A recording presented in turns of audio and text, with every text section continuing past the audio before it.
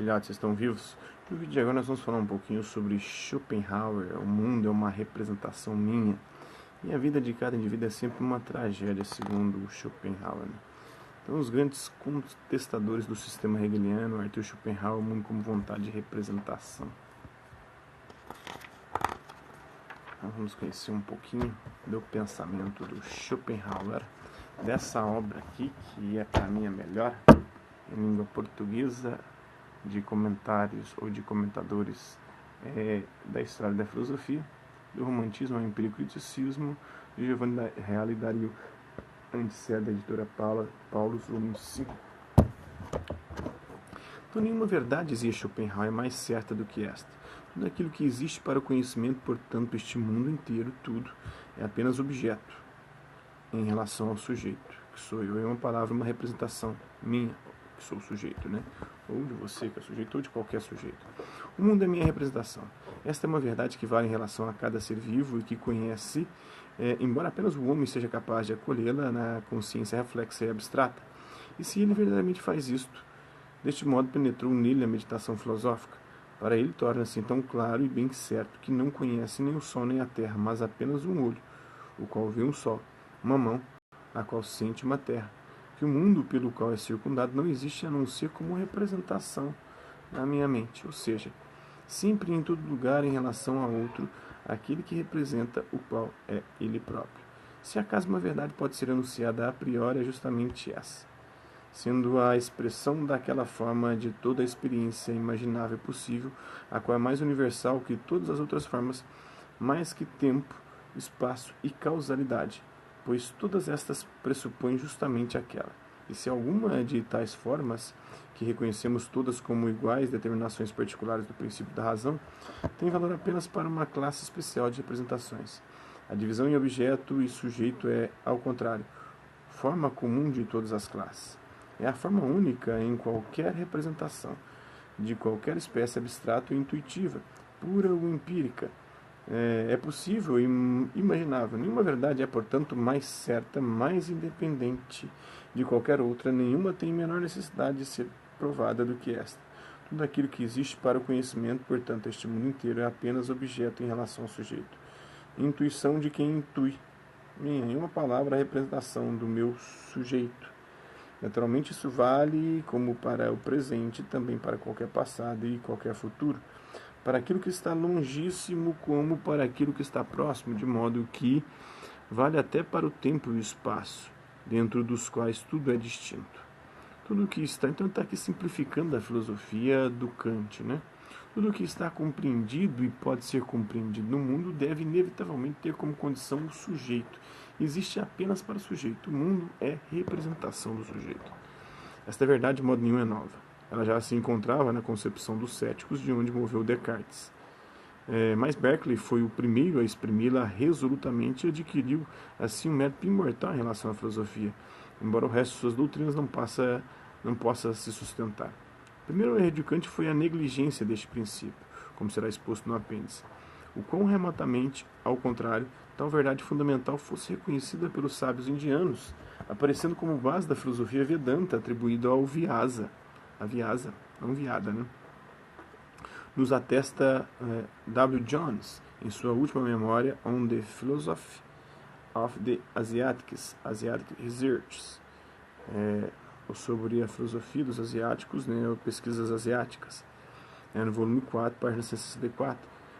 The fundamental tenet of the Vedanta school consisted not in denting the existence of matter, that is of solidity, impenetrability, and standard figure, to any which would be lunacy, but it correcting the popular notion of it, and in the contending that it has no essence, independent of mental perception, that existence and possibility are convertible terms. Desculpe, é um inglês horroroso, mas vamos à tradução dessa bosta aí, né? O dogma fundamental da escola Vedanta não consistia em negar a existência da matéria, isto é, da solidez, impenetrabilidade e extensão, o que seria tolo negar, mas em corrigir o conceito vulgar dela, afirmando que a matéria não tem uma existência independente da percepção mental, que existência e perceptibilidade são termos mutuamente conversíveis. Essas palavras exprimem suficientemente a coexistência da realidade empírica com a idealidade transcendental, o idealismo transcendental de Kant, né? Portanto, apenas do ponto de vista indicado, apenas enquanto é representação, consideramos o mundo neste primeiro livro. Embora esta consideração, malgrado sua verdade, seja unilateral e, portanto, obtida por meio de uma abstração arbitrária, é fato evidente a cada um, a partir da íntima relutância que ele experimenta, de conceber o mundo apenas como sua pura representação, conceito do qual, por outro lado, ele jamais poderá subtrair. Mas a unilateralidade desta consideração será integrada no livro seguinte com outra verdade, que não é certamente tão imediata como aquela da qual aqui partimos, e sim tal que a ela se pode ser conduzido apenas pela mais profunda pesquisa, mais difícil abstração, separação do diferente, reunião do idêntico, uma verdade que deve aparecer muito grave e para cada um, caso não como amedrontadora, ao menos merecedora de reflexão, ou seja, esta que ele justamente pode dizer e deve dizer: o mundo é a minha vontade. Então a essência do mundo seria uma vontade cega e insaciável, segundo o Arthur Schopenhauer. Então esse seria o número do mundo. O número do mundo seria uma vontade cega e insaciável que move e rege todas as coisas. E o que nós percebemos do mundo não passa de representação, algo forjado pelo nosso eu, pelo nosso sujeito. Contudo, por ora, neste primeiro livro, é necessário considerar, sem disso se afastar, um aspecto do mundo do qual partimos, um aspecto da cognoscibilidade, e por isso, deixando toda a relutância, examinar todos os objetos existentes, compreendendo até nosso corpo, como será melhor explicado logo depois, exclusivamente como representações e também quais representações definir. De tal modo se faz abstração unicamente e sempre a partir da vontade. Segundo mais tarde será para parecer evidente, espero, para todos, como por aquela que sozinha constitui o outro aspecto do mundo, porque como o mundo é de um lado, em tudo e para tudo representação, assim também do outro, em tudo e para tudo é vontade. É representação para o sujeito, mas na sua essência, em si, na sua nominalidade, né? O seu número é vontade, uma vontade cega e insaciável. Uma realidade, ao contrário, que não seja nem essa nem aquela, e sim um objeto em si, como infelizmente se tornou a coisa em si de Kant, degenerando em suas mãos. É uma quimera de sonho, é a sua assunção de um fogo fato da filosofia. Está na obra do Schopenhauer, O Mundo como Vontade e Representação. A vida de cada indivíduo é um breve sonho, da vontade permanente de viver. A vida de cada homem individual não é mais do que uma nova imagem fugitiva que a vontade traça por brincadeira sobre a folha infinita do espaço e do tempo, deixando-a durar um átimo apenas perceptível diante da imensidão daqueles e depois cancelando-a para dar lugar a outras. É de fato incrível, assim como insignificante e sem sentido vista de fora, e como opaca e irrefletidamente vista de dentro transcorre a vida de quase toda a humanidade. Então é uma tragédia, né, a existência humana. A vida de cada indivíduo é sempre uma tragédia. É um lânguido aspirar e sofrer. É sofrimento, né? O que chama de felicidade nada mais é do que uma gota num oceano de sofrimento. Um cambalear sonhador através das 4 idades até a morte, com um acompanhamento de uma fila de pensamentos triviais. Os homens se parecem com relógios, que recebem corda e andam sem saber porquê. E a cada vez que um homem é gerado e dado à luz, o relógio da vida humana de novo recebe corda para mais uma vez repetir, frase por frase, batida por batida, com variações insignificantes, a mesma música já infinitas vezes tocada na história.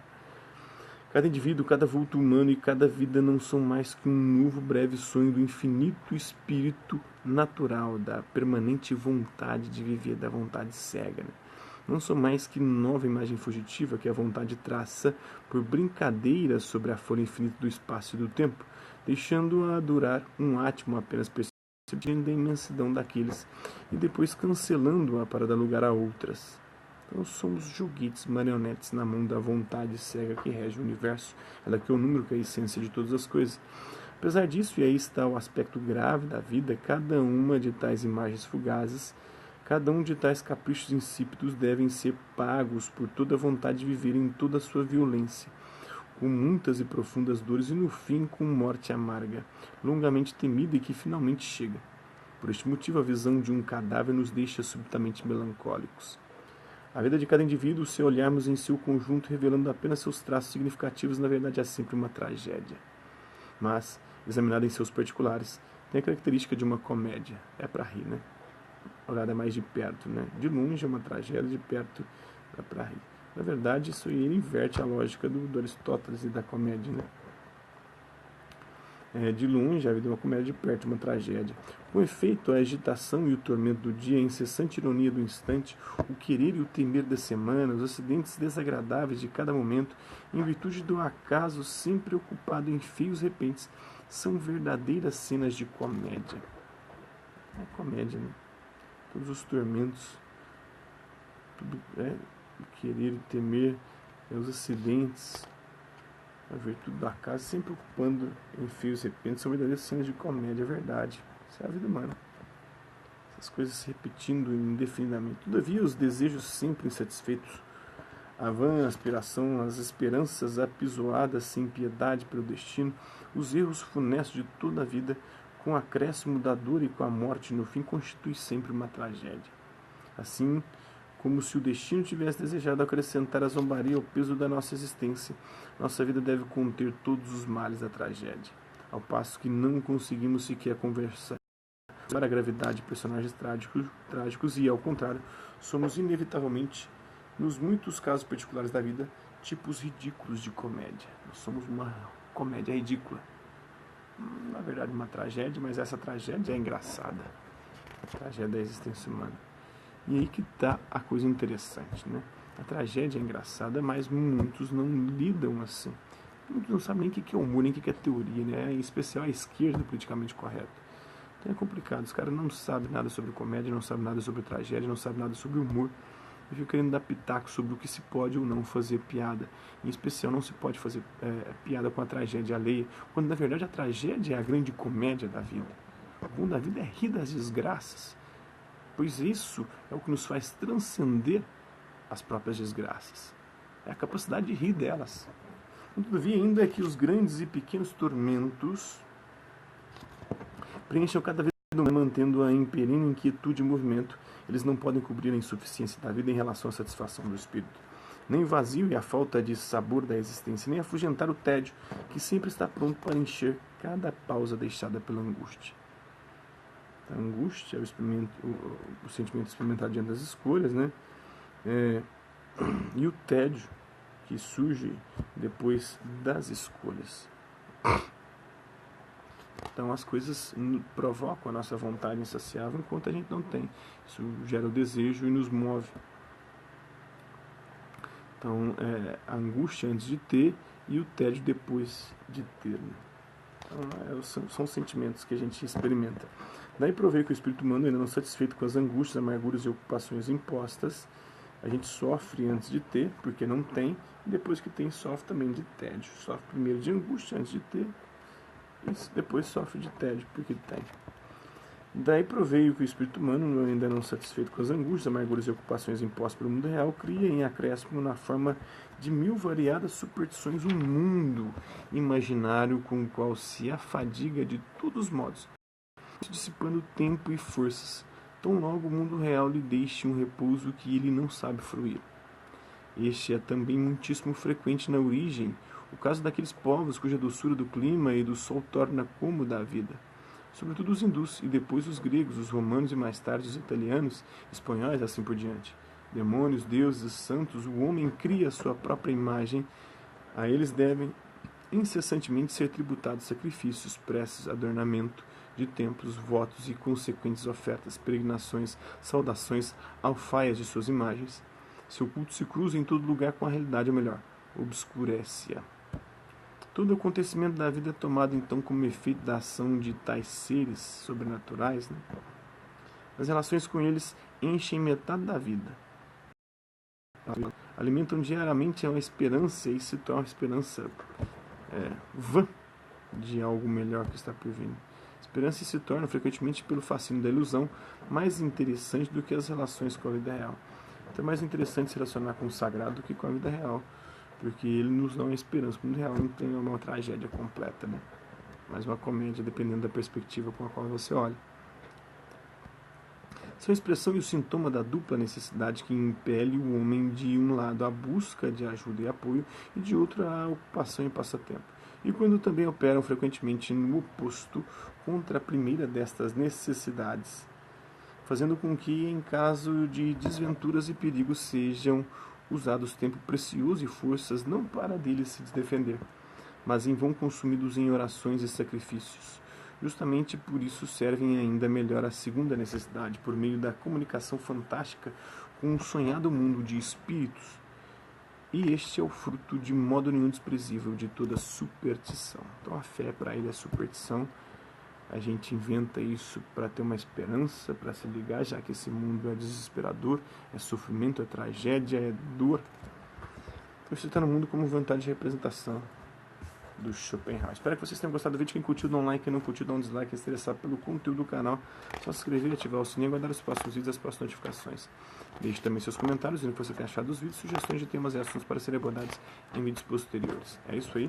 Hasta la vista, babies, e até a próxima. Ajude também, colabora com o nosso canal, compartilhe esse vídeo, ajude a mais pessoas possíveis. E gostaria de agradecer aos inscritos, são mais de 300 já.